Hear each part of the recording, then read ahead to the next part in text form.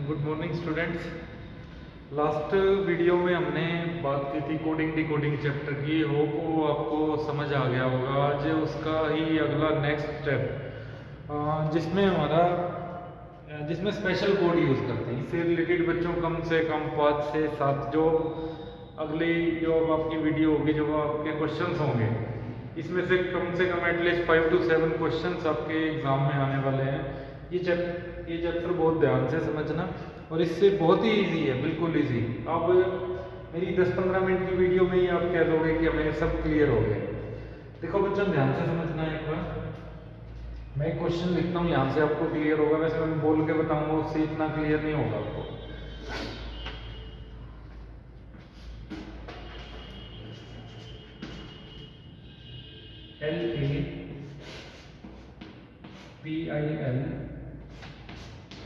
LAPILTA is equal to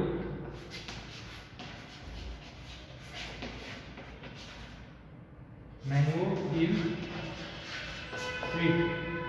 second आपकी term चाहिए MASAPIL which is equal to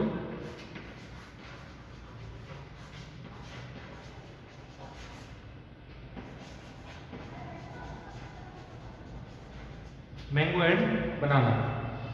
बच्चों इसमें देखो, अब आपके आगे इतनी बड़ी स्टेटमेंट लिख दी, आप लोग ये क्या हो गया। बिल्कुल इजी है, ध्यान से समझना टॉपिक को है, बिल्कुल ही इजी। देखो यहाँ कुछ आपको वैल्यू दी, ये आपको पेयर बना के वैल्यू दी है LAPILTA। ये तीन अलग अलग पेयर हैं, इसके सामने आपकी वैल्यू दी हुई है which is mango is sweet. Second आपको दी हुई है MAFATIL, तीन पेयर नीचे दिए हुए हैं, यहाँ आपकी वैल्यू दी हुई है मैंगो एंड बनाना। अब देखो आपसे क्वेश्चन पूछेगा कि क्वेश्चंस के ना बहुत पैटर्न हो सकते हैं। मैं इसी एक ही क्वेश्चन के भी कई क्वेश्चंस आपसे पूछ लेता हूँ इसी के बीच में। सबसे पहले आपको क्लियर कर देता हूँ कि ये है क्या चीज। देखो बच्चों, आपको ये क्वेश्चन दिया है, ये इसकी वैल्यू दी हुई है, जो हमने लास्ट क्लास में भी अपनी की थी। सेम आपका ये आपको तीन वैल्यू यहाँ दी है, तीन का आंसर आपको यहाँ दिया होता है। अब आपसे अगर ये पूछते हैं कि LA की वैल्यू क्या होगी, फॉर एग्जांपल पहला आपका क्वेश्चन है LA की वैल्यू क्या होगी, तो बच्चों LA की वैल्यू हमें नहीं पता। ये जरूरी नहीं है कि LA की वैल्यू जो यहाँ फर्स्ट टर्म है वही यहाँ इस फर्स्ट टर्म का आंसर हो, ऐसा जरूरी नहीं है। इसमें कोई भी हो सकती है LA की वैल्यू इन तीनों में से, लेकिन होगी एक ही वैल्यू। ये चीज कंफर्म है। यहाँ तीन वैल्यू है, इसके अपोजिट में तीन वैल्यूज हैं, तो हर एक वैल्यू का नाम एक है। सेकंड, फॉर एग्जांपल ये कहते हैं PIL की वैल्यू क्या होगी। PIL में भी आपको सेम रूल है, ये हमारी यहाँ सेकंड नंबर की वैल्यू है, इसका आंसर इन तीनों में से एक होगा। जरूरी नहीं है कि वो यहाँ सेकंड का पूछा है तो यहाँ भी सेकंड का ही होगा, इज होगा इसका आंसर, ऐसा बिल्कुल भी जरूरी नहीं है।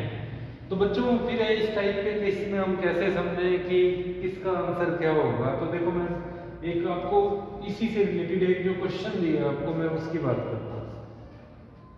आपसे क्वेश्चन में पूछा है, सेम यही स्टेटमेंट दी हुई आपके एग्जाम में आई है कि इसकी वैल्यू ये है, इन तीन की वैल्यू ये है। तो ये कहता है PIL की वैल्यू क्या होगी, PIL का आंसर क्या होगा। तो देखो इसमें बच्चों देखो कैसे हम सोल्व करते हैं इस टाइप के क्वेश्चंस को। यहाँ आपको देखो PIL दिया हुआ है, यहाँ इस टाइप के क्वेश्चंस में ना हम क्वेश्चन में ही इसका आंसर ढूंढते हैं। देखो LAPILTE, सेकंड स्टेटमेंट है आपकी MASAPIL। PIL देखो बच्चों दोनों में कॉमन है, यहाँ भी आपका कॉमन है और यहाँ भी आपका कॉमन है। क्या हमारी यहाँ वैल्यू कोई ऐसी भी है जो कॉमन है। अब हम ये देखेंगे, देखो यहाँ वैल्यू आपकी LA और TA यहाँ अलग है, यहाँ NA और SA है, लेकिन PIL दोनों में एक ही वर्ड ऐसा है जो यहाँ कॉमन है। तो एज इट इज अब हम इस साइड चलेंगे।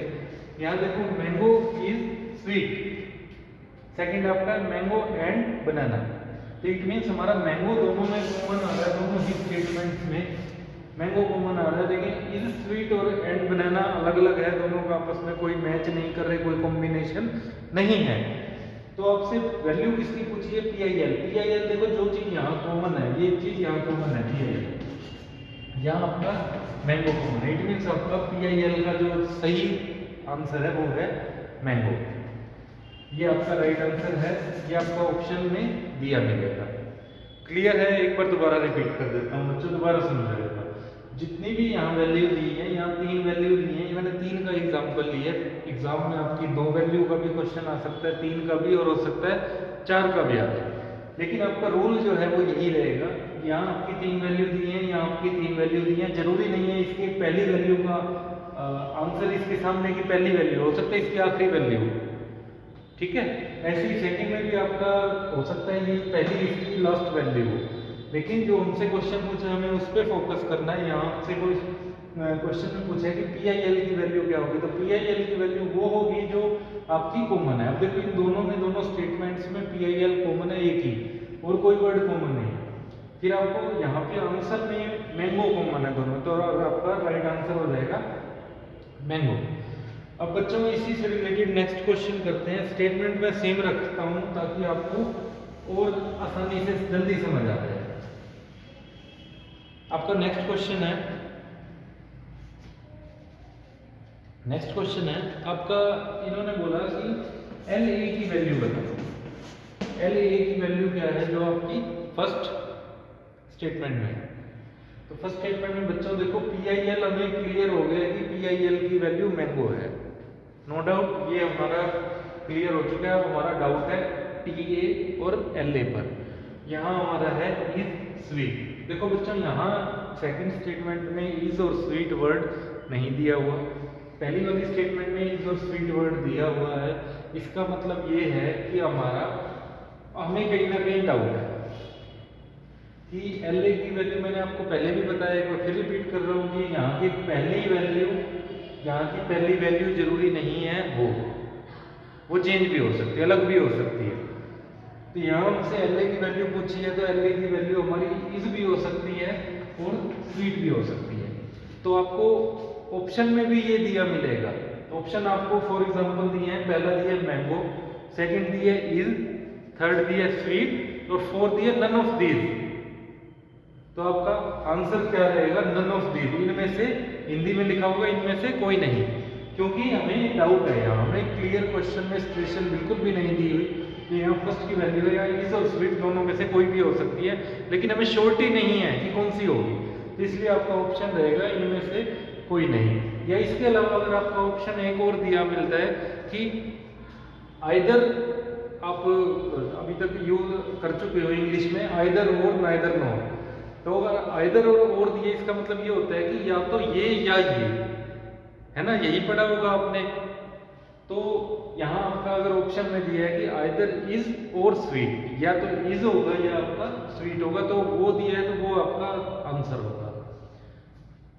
एक बार फिर रिपीट कर देता हूँ बच्चों, या तो आपका आंसर दिया मिलेगा, सेम यही क्वेश्चन आपके एग्जाम में आ गया, या तो आपका ऑप्शन दिया है, फर्स्ट ऑप्शन है मैंगो, सेकंड ऑप्शन है इज, थर्ड है स्वीट, और फोर्थ दिया है नन ऑफ दीज, तो वो आपका नन ऑफ दीज आंसर होगा।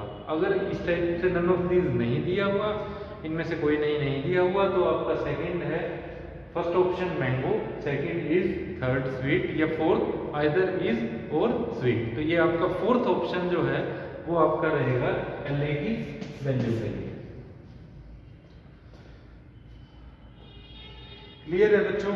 इसमें थोड़ा सा और एडवांस चलते हैं, थोड़ा सा इसमें एक स्टेटमेंट और इसी में ही जोड़ देता हूं ताकि आपको और क्वेश्चन क्लियर हो जाए।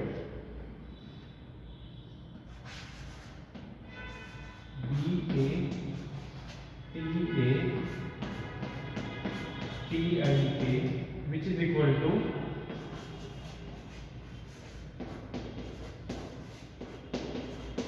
y is wise।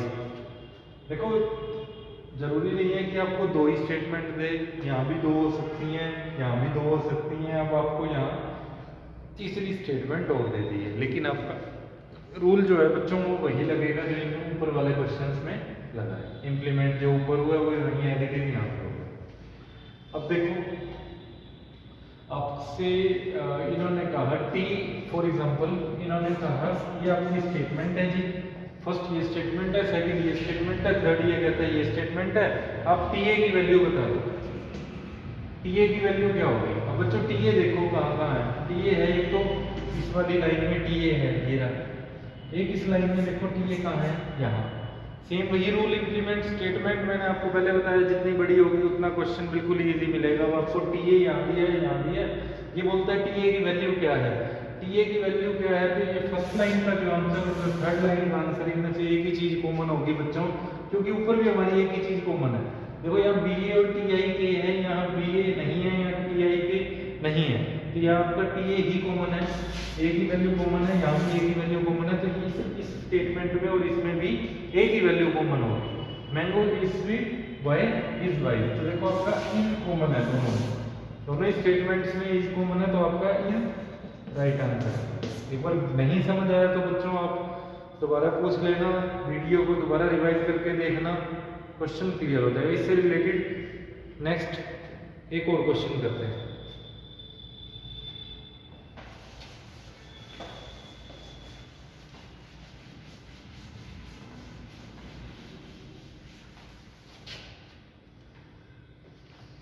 इसी में एक पैटर्न और है बच्चों,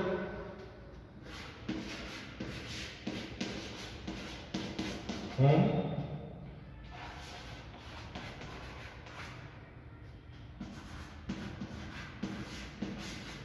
शो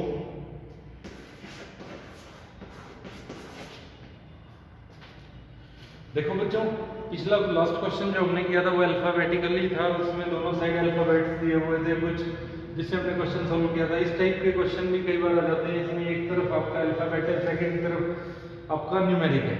तो देखो इस टाइप के क्वेश्चंस कैसे करेंगे, रूल बच्चों हमारा वही रहेगा जो लास्ट क्वेश्चन में हमने किया था, वही रूल इस पर भी इम्प्लीमेंट होगा।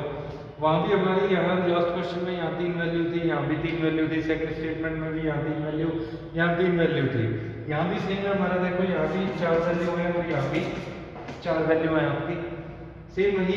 अब देखो अब हमारा क्वेश्चन है, हमारा क्वेश्चन इन्होंने पूछा हुआ है कि h की वैल्यू क्या होगी, h की वैल्यू क्या होगी बच्चों।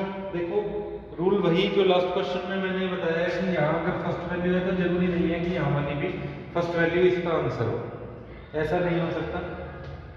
ये आपस में इंटरचेंज, h की वैल्यू चारों में से कोई भी हो सकती है, ऐसे ही यहाँ h की वैल्यू है तो h की वैल्यू यहाँ कोई भी हो सकती है। अब देखो हमसे क्वेश्चन में पूछा है कि h की वैल्यू क्या है। अब देखो क्या इन दोनों स्टेटमेंट्स में h कॉमन है, हाँ जी कॉमन है बिल्कुल।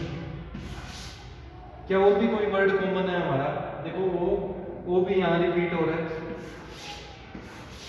थर्ड m नहीं है, e भी नहीं है हमारा।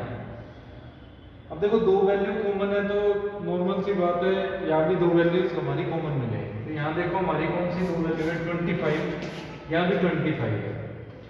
दो वैल्यूज ऊपर कॉमन है, दो वैल्यू नीचे कॉमन है, लेकिन अभी भी हमें क्लियर नहीं हुआ कि h की वैल्यू क्या होगी और o की वैल्यू क्या होगी। हमें एक चीज क्लियर है कि h और o ही है इन दोनों की वैल्यू, लेकिन हमसे पूछा खाली बच्चों h की वैल्यू गई है।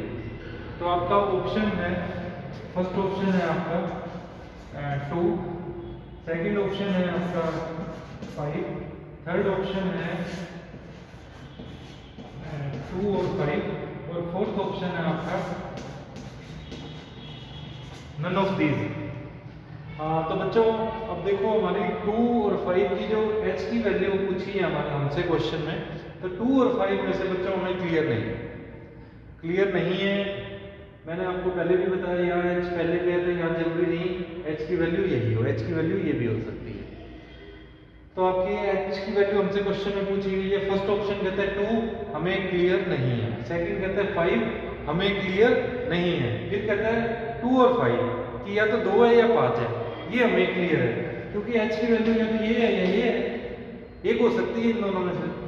लास्ट कहते हैं नन कि इनमें से कोई भी नहीं है, ये भी गलत है। इट मींस हमारा राइट आंसर क्या हो जाएगा, आइदर 2 और 5, या तो 2 या 5। ठीक है बच्चों, क्लियर है ये क्वेश्चन। इसमें इसी स्टेटमेंट में मैं एक थोड़ा सा और चेंज कर देता हूँ।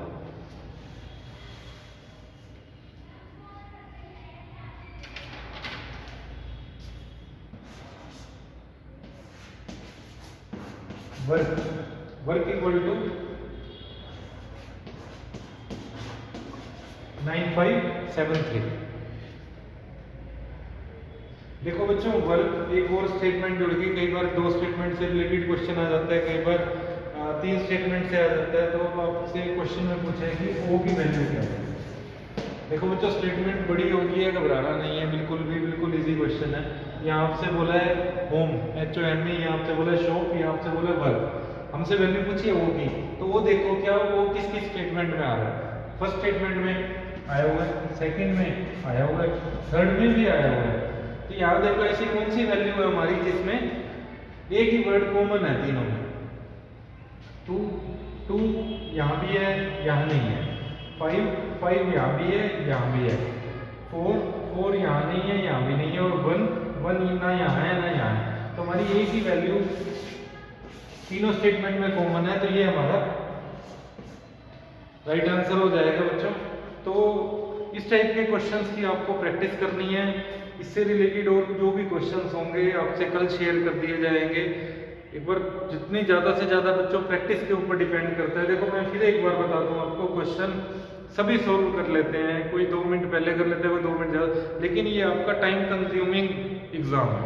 इसमें कंपटीशन इतना है कि जितना आप कम टाइम में क्वेश्चन सोल्व करोगे, जितना आप शॉर्ट ट्रिक को यूज़ करते हुए क्वेश्चन को सोल्व करोगे, उतना आपका, क्योंकि आपको भी पता है कि आपको टाइम बहुत कम है, क्वेश्चंस आपके ज़्यादा है, तो जितना कम टाइम लोगे उतना ही जल्दी आप कंपटीशन में सफलता हासिल करोगे। ठीक है बच्चों, थैंक यू।